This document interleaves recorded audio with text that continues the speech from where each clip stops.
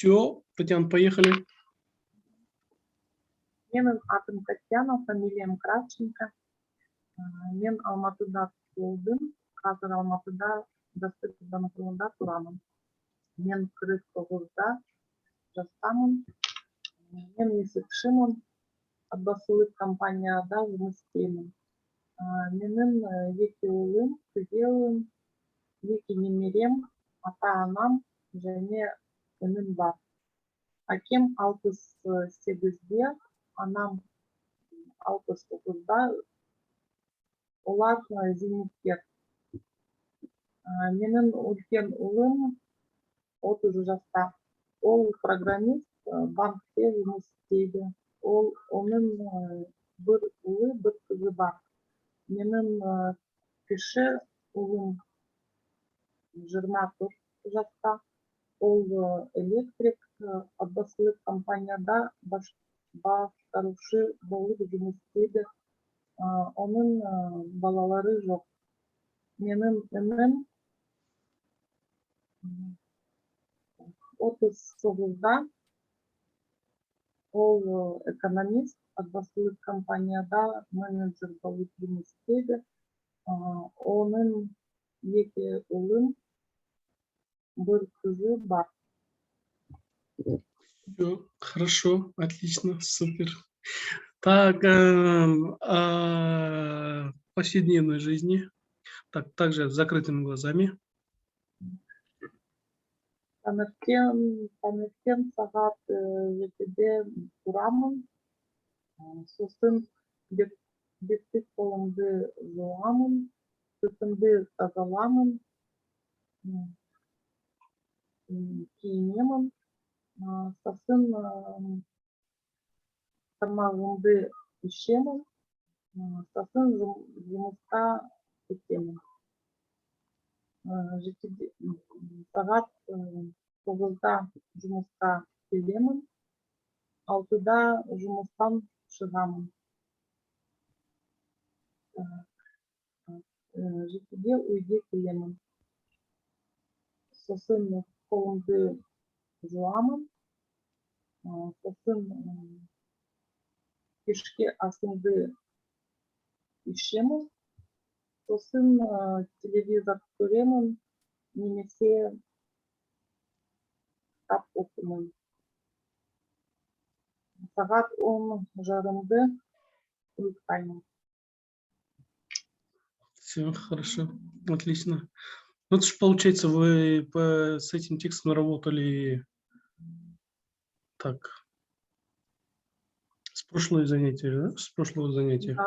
Да, 2 занятия. Практически 1 раз только, да? С этим текстом работали? Да. Так, давайте с закрытыми глазами, со словом «война». В 3 временах, в 3 формах, без остановки.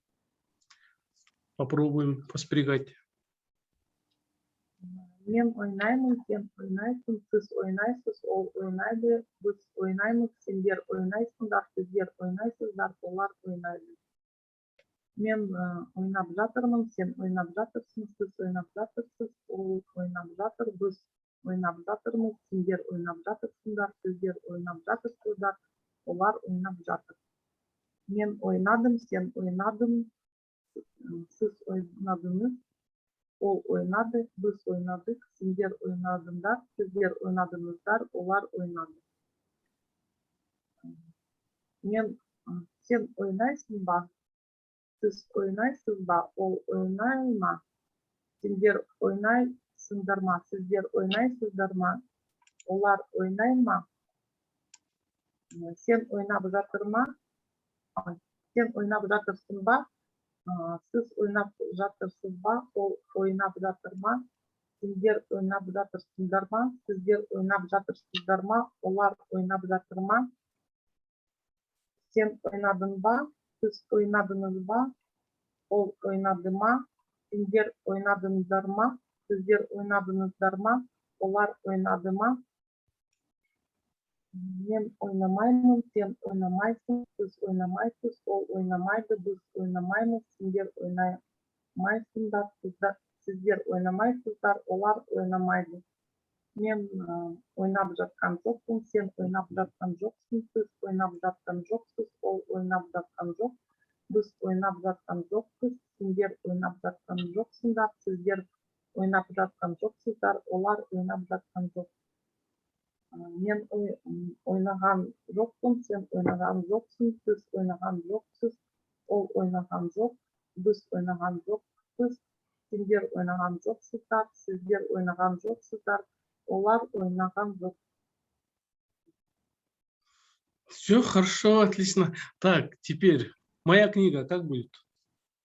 Менің кітабым, Так, менің кітабым, так, твоя книга. сенің кітабың, Так, его книга. сіздің кітабыңыз, Так, его книга. ол кітабы, Так, оның. Третий раз. оның кітабы, оның кітабы. Хорошо. Я завтра пойду в кино.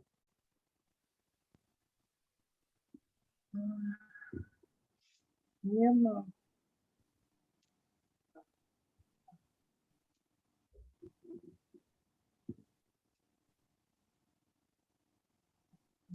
Какое слово не может?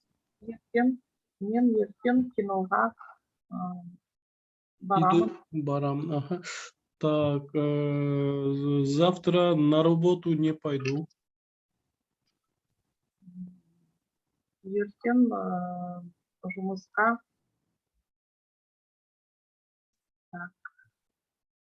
бармаймын. Мгм. Так, сейчас пришел с работы. Пришла с работы. Қазір жұмыстан барып жатырмын. Нет, пришел. Келді. Бара жатырмын. Нет, Пора. я пришел. Я сейчас пришел. Да, жұмыстан келе жатырмын. Прошедшее время. Я пришел. Сейчас. На сейчас не посмотрите. Я уже пришел.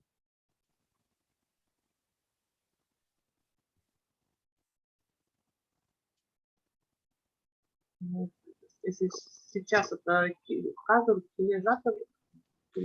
Нет. Хорошо, на сейчас не обращайте внимания. Факт в том, что уже прошло. Что свершилось? Свершилось, да. Жұмыстан келдім. Жұмыстан келдім, да? Так, хорошо. Я приехала с работы на автобусе, как будет тогда? Мен жұмыстан автобуспен келдім. Сосын, потом открыл дверь, как будет? Сосын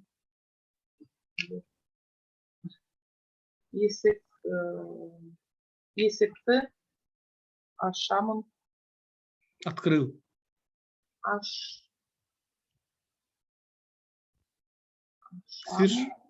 Свершилось. Аштым. Времена не путайте. Если пришел, приехал, в зависимости от того, что сейчас, не сейчас. Если свершилось, все, прошедшее время, вы знаете, куда смотреть. Так, чего вспоминать? Ну, в принципе, за 11 занятий, за 1,5 месяца, мне кажется, очень даже ничего. Мне даже не кажется, это для меня, например, колоссальный прогресс. Мы сейчас что сделали? Мы сейчас, получается, научились спрягать глаголы. Так, мы знаем окончания их, мы умеем отличить их. Так, мы притяжательные окончания знаем, мы умеем отличить их. Мы знаем теперь падежные окончания, умеем отличить их и где использовать тоже умеем. Так, впоследствии чего мы можем о себе говорить, о своей семье говорить и о повседневной жизни. Так, в 3 временах причем. Ну, как-то так. Дальше как будет, я вам дальше уже покажу, как будете после окончания курса заниматься. Сейчас после этого покажу сегодня. И буду проводить дополнительные уроки по мере необходимости. Так, постепенно, порционно, где будет модальные глаголы, где будет наклонение и так далее, которые после освоения вот этих, которые вы освоили материалы идут. Ну, так, если будут какие-то вопросы, сразу же задаем в чат, в общий чат, и я всегда там буду готов ответить. Буду рад отвечать. Так, ну, как-то так.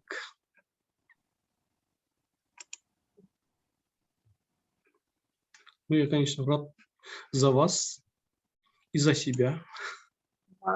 Мне прямо самой даже удивительно, что понимаешь, в чем суть. Если откуда-то пришел или куда-то пошел. Ну, вы уже, получается, четко понимаете же направительные окончания, исходного пункта окончания, местного падежа окончания. Вот эти падежные для меня вообще всегда были темный лес. Я даже боялась на них смотреть, вообще, потому что непонятно было. Хорошо, хорошо. Ну, на самом деле у нас заняло, получается, больше времени чтение, получается, и исправление, максимальное произношение, в принципе, мне так кажется. А вам не знаю, что вам больше тяжело, больше запоминать или больше читать. Запоминать тяжело. Запоминать, да, все-таки тяжело было. Да. Угу. Все хорошо, хорошо. Запоминаемый в контексте, да? Все, Да. помним, да? Да.